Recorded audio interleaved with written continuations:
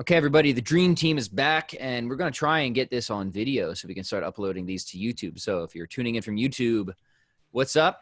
The Pat Flynn Show coming at you, and we've got Aleks here, we've got Sam with the awesome Dojang background. Sam's in the old. Sam, do you have your sword collection handy? Can we get a peek at that? No. I mean, it's handy, but there's no way I'm panning through my office. Ah, yes, I see. Yeah. They'll have to call in yeah. Anyway, so we just recently did the kettlebell swing workshop, which was a ton of fun, the virtual workshop where we spent some time working through some of the fundamentals of the most fundamental exercise, which is the kettlebell swing. So I thought maybe we could start by just recapping some of the highlights of that and some of the primary points of the kettlebell swing, why it's awesome, kind of do another back to basics. And then, we'll evolve the conversation from there. So, Aleks, why should people learn the kettlebell swing, and what were some of your takeaways? I don't know why I'm asking you what your takeaways were from the workshop, because you're the one who primarily taught it. The whole thing. Yeah. It was like giveaways. That's what you yeah. What are your primary giveaways?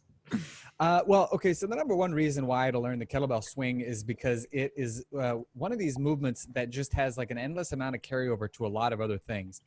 I mean, if you think about like in the early days of the kettlebell world in particular, I think that kettlebells really appealed largely to like martial arts types and power lifters and things like that, because people like that were the ones who, I mean, they immediately saw that this was like a super duper hard way of working out. In fact, there's a story that Pavel Tsatsouline, who's like kind of the father of the modern kettlebell movement, was eating steak with his buddy Marty Gallagher, who's a very famous powerlifting coach. He coached two of the best powerlifters of all time, Ed Cohn and Kurt Karwoski. And they were explaining the various workouts they had done, through the years, crazy stuff they had done or whatever. And Pavel started talking about kettlebell training and, just how crazy it was.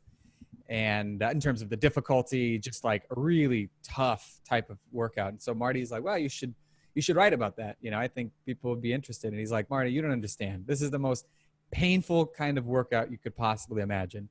What kind of American would be interested in reading about this?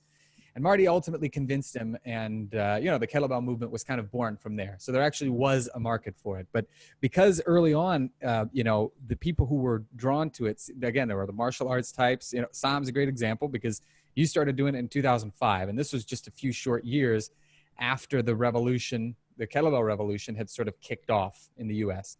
And then the same thing goes with a lot of these like powerlifters, because they were noticing that their lifts were going up. And, the one that would seem most obvious would be the deadlift. Like a good example of this is that there was a guy, there still is a guy actually, named Donnie Thompson, who's the first guy to squat 1,300 pounds, actually, I think, which is just enormous. And but he kept having these back problems from his powerlifting, and Pavel showed him how to do the swing.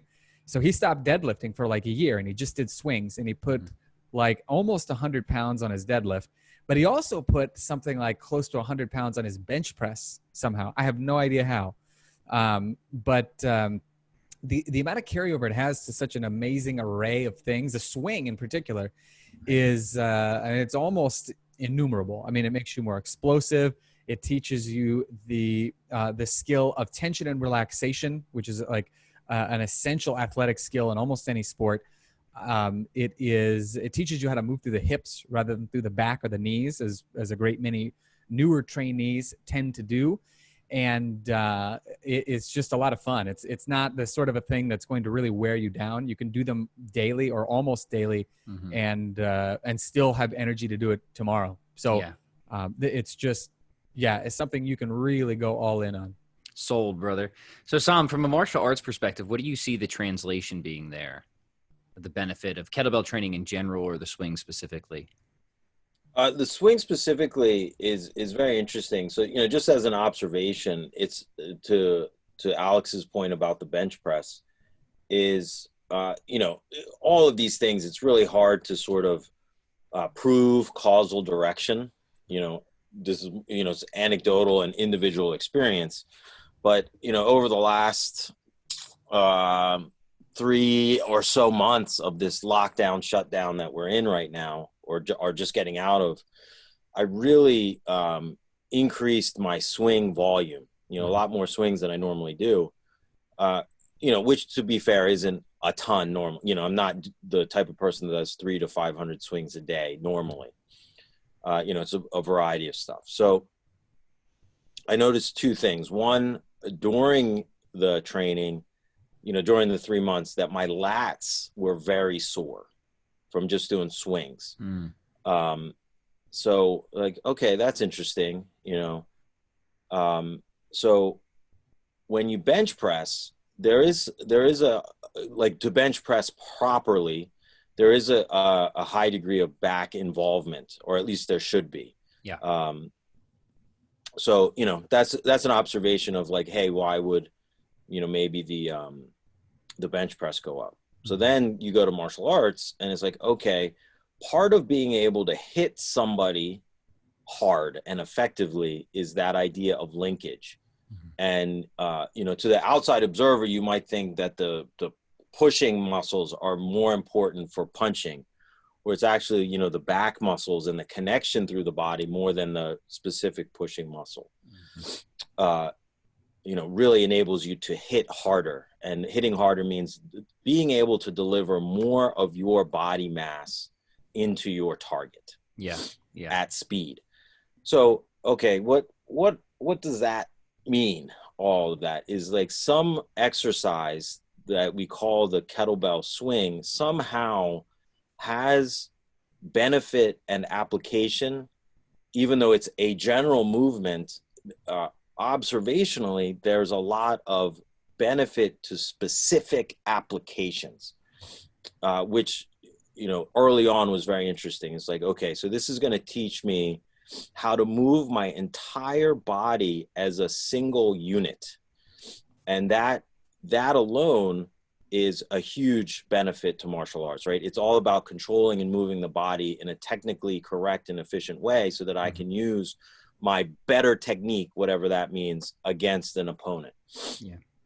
So, the swing is all about moving the whole body. Then you combine this idea that it's not just moving the whole body in a coordinated way, but it's a ballistic movement, meaning combining the tension and relaxation. And on top of that, it is a very purposeful way of breathing while you do the exercise. Correct. So it's like you put those 3 things together. It's beautiful for martial arts training. It's a beautiful package. So I'll just add a little bit to this, and I want us to start kind of building out a starting swing program. We like to give the gentle listeners something practical that they can use on these episodes. And we've heard a lot of awesome, both general and specific performance benefits that come from the swing. But I also want to know, hey, this is a great metabolic exercise as well. We know that there's a pretty nice calorie burn from swing workouts. But you also train power, you train strength, you train hypertrophy. Everyone talks about, the kettle booty. It's a real thing. It's there. You'll really develop your glutes, but not just the glutes, the hamstrings, the quads, the low back, the lats, as well as some saying the forearms, the grip. You will get a solid muscular development from the swing as well. And of course, a quite profound conditioning effect. And what's cool about the swing, and we'll talk about different ways to kind of achieve this, is you can spice it up in so many different ways, right? You can do heavy swings for low reps, focusing on power. You can do lighter extended swings for very, very many reps and have more of kind of an extended endurance effort. You can put swings into complexes. So the swing itself is so versatile, even though it's just one exercise, which is really cool. And then we haven't even talked about swing variations yet, like start-stop swings and walking swings, which we covered a lot in the workshop as well. So you have, and on top of that, it's like super low investment. It's an exercise. It's relatively easy to learn. Yeah, there's some nuances. That's why we did the workshop, and you want to pay attention to those nuances. But, we're not learning a piano sonata, right? Or electrical engineering. Like, most people can learn the swing and be swinging safely with good coaching pretty quickly. And then once you have it down, it's one of those exercises that has enormous return with relatively low risk. Yes, people can do stupid things with the swings. They can take on more than they're ready for. They can ruin their technique. Yes, people can get hurt swinging. People can get hurt walking. People get hurt sitting. I recently heard that the number one cause of death is sleeping in your bed. So don't sleep in your bed anymore. Apparently more people die in their bed than like anywhere else. So don't sleep in your bed anymore if you want to live. But the point is, the actual point is that swings are super duper cool. So what we want to do, I guess, for the rest of this podcast is just give all of you listeners a simple starting swing program. A program that will develop some general physical preparedness, help you get a taste of the benefits of the kettlebell swing. It's not a challenge. It's not like the 300 swings challenge. Consider this either something that you can begin with or something you can return to when you just need kind of a phase of maintenance or practice or something like that. So we don't come in with these programs pre-designed. We build them out on air. So like we did with the Cross Gainer program, which was awesome, by the way. A lot of people requested that. So a quick reminder, if you support the show by being awesome, leaving likes, those overly fawning, gooey 5-star reviews on iTunes or Stitcher, you screenshot that, you email it to me at patflynn@chroniclesofstrength.com. I'll send you the Cross Gainer program that we talked about a week or two ago. I'll send you Dan John's pirate map of what to do if you wake up fat, and some other goodies as well. Just a thank you gift for supporting the show. And maybe, who knows, maybe we'll write this one up and put it in a PDF and send that out as well. So cool. All right, Aleks, dude. You're up, buddy. What's the general structure of our starting swing program going to look like? And then we'll have Sam and I add our embellishments. So one of the things that I would go with would be setting kind of like a daily minimum. Mm-hmm. And one of the things that's really good about that is that rather than ratcheting up the kind of like emotional, like pump up speech you got to give yourself, if it's enough that you can do it daily without crushing yourself, it just becomes a habit. And the thing that I have noticed gets people most consistent over the long run, meaning my students and people who follow my stuff online and what have you, is just having something that they can do for a short amount of time every day that is going to push them in the right direction. And so I would say anywhere between 50 and 100 swings per day is a good kind of like daily minimum. I would say 100 would be kind of on the higher end of the daily minimum, but 50 is certainly doable. I mean, and to give you an idea, I mean, like the average person could easily work up to 100 swings in 5 minutes with a given sized, we'll say light to moderate kettlebell, really relatively quickly. I mean, right. And everyone's got 5 minutes. So within that 5 minutes, you'll work on your strength, you'll work on power, you'll work on hypertrophy, you'll work on mental and physical toughness. So there's a lot that you can do with that. So again, 50 to 100, I would say, depending on how close you are to beginner, maybe closer to 50. If you're maybe a little more intermediate, 100 would be good. And for starters, I would just start off doing drills that are going to help you. If you're raw beginner, I would say deadlift and maybe hip thrust would be good to help you just kind of ingrain the hip hinge movement. Mm-hmm. But when you're actually able to safely do swings, just changing up the variation on a daily basis will be more than enough to make the 50 reps either easier or harder. So one day, maybe it's going to be power swings, like or start-stop swings, like what Pat mentioned, which is where you put the kettlebell back on the ground with each rep back in the starting position so that you really have to explode from nothing right from the start. Doing 50 like that, let's say in sets of 5 to 10, is a lot tougher than doing, let's say, 2 sets of 25 with a given weight. Yeah, that's going to be super demanding. So that's cool. So this is, all right, simple, straight to the point, 50 to 100 swings a day. So we're going to have a high frequency program, but now we can jam on different ways to reach that sort of swing minimum, if you will. So Alex's idea of, okay, you could just do it straight. You could do 2 sets of 25. That's fine. You might use a relatively lighter bell for that than you might do for the lower rep start-stop swings. What's another idea that I'll toss one in, and then Sam can give his opinion there. I do like ladders a lot. I think ladders, and especially if you want to kind of like pair it with goblet squats, one of my favorite routines, just a good little quick metabolic routine. Like, honestly, great way to start your day if you just have 5 minutes.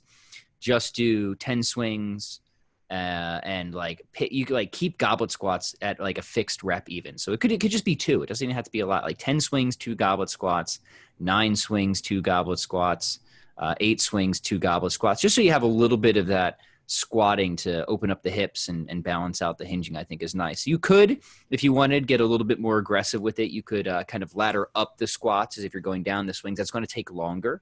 So for me, I'm kind of seeing the squat more as a mobility exercise in this sequence. So just 1 to 2 reps, I think would be pretty solid. Maybe you could even hang out at the bottom, do some prying. So just to give you the context, I would see the squat in this not so much as a strength or hypertrophy move, but more mobility and movement focus, where we're really focusing on the swings. So then, yeah, you just drive that ladder down. You're going to get a whole bunch of reps out of that. So Sam, how many reps is that total? Is that 55?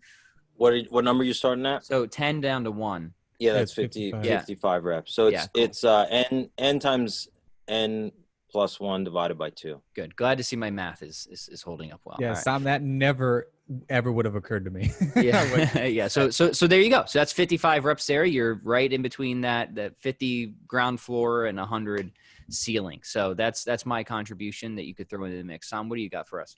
So I like the idea of a daily minimum. I also like the idea of sort of ramping up and down, both week to week and within the week. So let's say this week my daily minimum is 50. Maybe next week it'll be 75, and the following will be 100. If you're more advanced, you can make bigger jumps, 50, 100, 150, 200 week to week, and then have sort of a way to vary your reps, so you just sort of know where you're at for that day. So for example, on Monday I'm going to be doing sets of 10. On Wednesday, I'm going to be doing sets of 5. And on Friday, I'm going to be doing sets of 20. So it's like wave through the week. And then you have that target, on week 1, if the target is 50, so we're doing 5 sets of 10 on Monday. On Wednesday, 10 sets of 5. And then on Friday, since we're doing sets of 20, you'll do 3 sets of 20 and you'll hit 60. Cool. Yeah. Another fun thing that I like to do, maybe you won't do this every week, or maybe you will. It's not too aggressive. Is maybe you have one day where you see if you can get all 50 in one set with a decent size bell. Mm-hmm. Mm-hmm. Like say 24 kilogram for men or 16 kilogram for women or something like that. Like really push it. And it's like, let's make some assumptions here too, is, what if you only have one kettlebell? Yeah. So there's ways to make it more or less difficult. You have your 2-hand swings, you have your stop-start swings, you have your one-handed swings, hand-to-hand swings. So, through the week, one kettlebell, one exercise, there's still a lot of opportunity for progressing, regressing, and variety. Yeah. So to kind of build off of the different suggestions here, just to give us some conceptual clarity, we have the overall idea is 50 to 100 swings a day, but both week to week and throughout the week, you're going to find ways to either, to kind of fluctuate the intensity, if you will, or the approach of how you're going to get to 50. Sometimes it might be 5 sets of 10, like Sam said, or maybe you'll do a ladder. But we want that kind of intelligent variety, so we can get the different benefits from, training the swing in different ways, having those lighter extended efforts, having those heavier start-stop swing variations in there. And then, hey, maybe you're feeling really good, after 2 weeks of this, then you can just kind of ramp everything up and just incorporate the next size bell or something from that. Yeah, that sounds like a good approach. Do you guys have any other recommendations or ideas for this? I don't want to draw out the conversation any longer than need be. We like to get people to action quickly here. Yeah. Well, one thing I would say is that, the change in the intensity, like, whether it's the 2-hand power swing or, just kind of going for longer endurance, maybe 20 plus reps in a row, doing the same thing with, and this should be pretty obvious. It's probably obvious to us, but for the listener, also making sure that you're doing one-arm swings and hand-to-hand swings and applying the same approach. So you could do one arm if you want to. Let's say you've still just got one kettlebell and you're not ready to invest. Maybe money's a little tight. You don't want to invest in the next size up yet, but you want to keep the gains coming. And you got, let's say, 16 kilo if you're a gentleman, or a 12 kilo if you're a lady. And you want to start doing one-arm power swings instead of the two-hand power swings, right? Or instead of just a regular hand-to-hand swing, instead of a regular one-arm swing, you might add in like the hand-to-hand swing, for example, because that's something that adds in an additional element of coordination that you don't really have with the other one, because you really have to be on your game every moment. So stuff like that, like if you just cycle that in and out throughout the week, within a few short weeks, you're going to be miles from where you started. Yeah. So we have the famous starting strength program. This is the starting swing program. How's that sound? Good stuff. All right. Well, I know that both of you guys have calls, so we kind of have a little shorter episode today, which is cool. We like these brief kind of quick hit episodes. So gentle listeners, if you've enjoyed this, please, like, comment, share, subscribe, share with both of your friends if you'd be so kind. And if you want that cross gainer program and those cool goodies, and you think we're doing good stuff with the show, please consider, again, just gooing all over Aleks and those 5-star reviews, and snap a screenshot, send it to patflynn@chroniclesofstrength.com, and we'll send you some cool stuff as a thank you for supporting the show. Gentlemen, until next time. Adios.